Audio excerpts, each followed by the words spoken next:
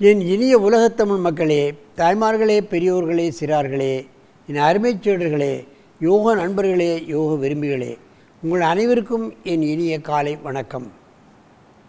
கலைஞர் தொலைக்காட்சி நிகழ்ச்சியில் நலமுடன் வாழ என்னும் பிரிவில் அதிகாலை வேளையில் முதல் நிகழ்ச்சியாக யோகாசனத்துக்கு முக்கியத்துவம் தரப்பட்டிருப்பதை நீங்கள் அறிவீர்கள். காலமாக இந்த நிகழ்ச்சி நடைபெற்று கொண்டிருக்கின்றது. ஏன் இதை முதல் நிகழ்ச்சியாக இத்தனை காலம் ஏன் நடத்த வேண்டும் என்பதை நீங்கள் பார்க்க வேண்டும். இதை இரவிலே நடத்தலாம், மதியத்திலே நடத்தலாம், அதிகாலை வேளையில் எல்லோரும் பார்க்கக்கூடிய ஒரு நேரத்தில் இதை வைத்திருக்கிறார்கள்.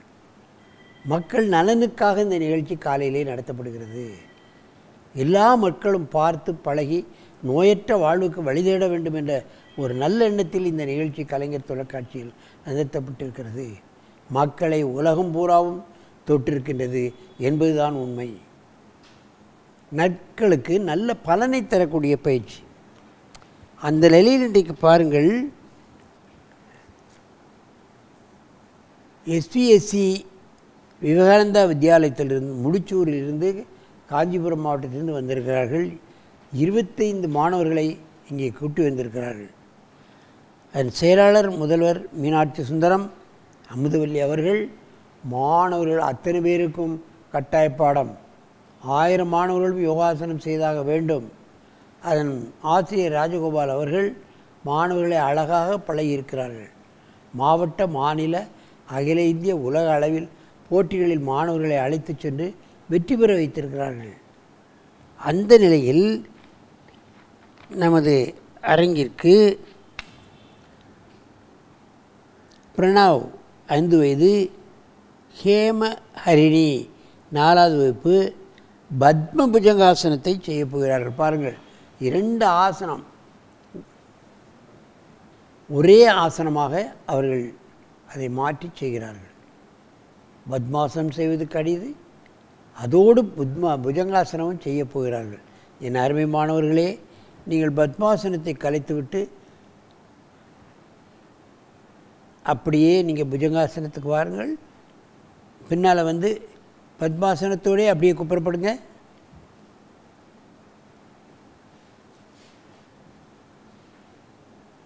கை நிமிரணும், கை மடக்க இருக்கக்கூடாது. கையை ஸ்ட்ரெயிட் பண்ணு. பட்டைக்கு கீழே இறக்கு. கை பார்த்து முன்னு வை. ஒரு கை திருப்பி வை. கையை அப்படி வை. நீயும் திருப்பணும்ப்பா. அப்படி திருப்பு. கையை ஸ்ட்ரெயிட் பண்ணு. கையை உடம்பு ஒட்டி வை, ஏன் விரித்து வைக்க. கையை ஸ்ட்ரெயிட் பண்ணு. கை மடங்கியிருக்கு, ஸ்ட்ரெயிட் பண்ணு. அப்படி வை. குட். பாருங்கள், பத்மாசனம் போட்டிருக்கின்ற காரணத்தினால் உடலை தூக்கும் பொழுது அந்த நரம்புகளெல்லாம் இழுக்கப்படும், முதுகு வழியாக இழுக்கப்படுகிறது, புஜபலம் ஏற்படும், நுரையீரல் விரிவடையும், தைராய்டு சம்பந்தப்பட்ட பிரச்சனைகள் நீங்கும்,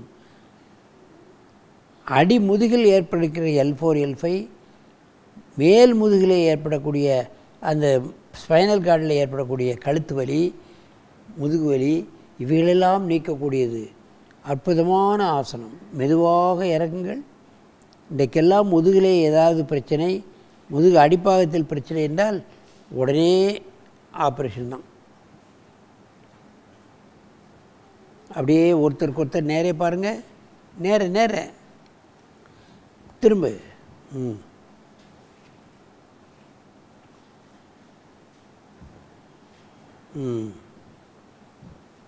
வாங்க.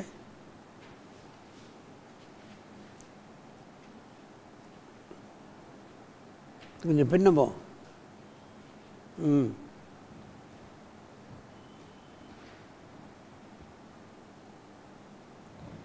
பட்டைக்ஸை கீழே இருக்கும்பொழுது பார்த்திங்கன்னா தலைக்குள்ளே போகிற நரம்பு இழுக்கிறதெல்லாம் ஃபீல் பண்ணலாம். தலைக்குள்ளே போகிற நரம்பு யார் இழுக்க போகிறா? அது எப்படி இழுக்க முடியாது. பத்ம புஜங்காசனம் சின்ன ஆசனம், நன்மைகள் அதிகம். இந்த பத்மாசனம் போட முடியாதவங்க சும்மா சுகாசனத்திலே போடலாம், முழுமையான பலன் கிடைக்கும். ஆனால் பத்மாசனம் போட்டு பிடிச்சா நல்ல முதுகெலும்பில் உள்ள நரம்புகளெல்லாம் இழுக்கப்படும். அடிவயிற்றுப்பகுதியில் உள்ள பிரச்சனைகள், நுரையீரல் இருதய சம்பந்தப்பட்ட பிரச்சனைகள், தைராய்டு கிளாண்ட்ஸ், கழுத்து வலி, முதுகு வலி, எத்தனை வியாதிகளை குணப்படுத்தக்கூடிய அற்புதமான ஆசனம் என்பதை நீங்கள் கவனத்தில் கொள்ள வேண்டும். மெதுவாக இறக்குங்கள். நீண்ட மூச்சு வாங்கி கொள்ளுங்கள். பாரு, அப்படியே டேர்ன் பண்ண, அங்கே பார்க்க, இங்கே வா, இங்கே வா, அங்கே வந்துடு. நீ இதில் போடு, திரும்ப. இந்த பின்ன வரணும். நீ திரும்படா. இந்த பின்ன வாடா. இப்போ போடு, புஜங்காசனம் போடு.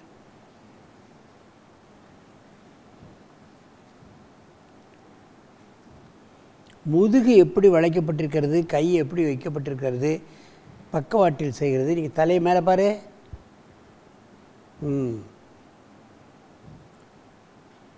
தலையை வளைக்க அந்த முதுகு பக்கம் வழியாக தலையிலிருந்து நரம்பு இழுக்கிறதே தெரியும். இதெல்லாம் யாரும் இழுக்க முடியாது. எந்த கருவியை கொண்டும் முதுகு தலை வழியாக போகிற நரம்புகளை இழுக்கவே முடியாது. மெதுவாக இந்த ஆசனத்தை கலையுங்கள். நேராக வந்து பத்மாசனத்தில் அமருங்கள்.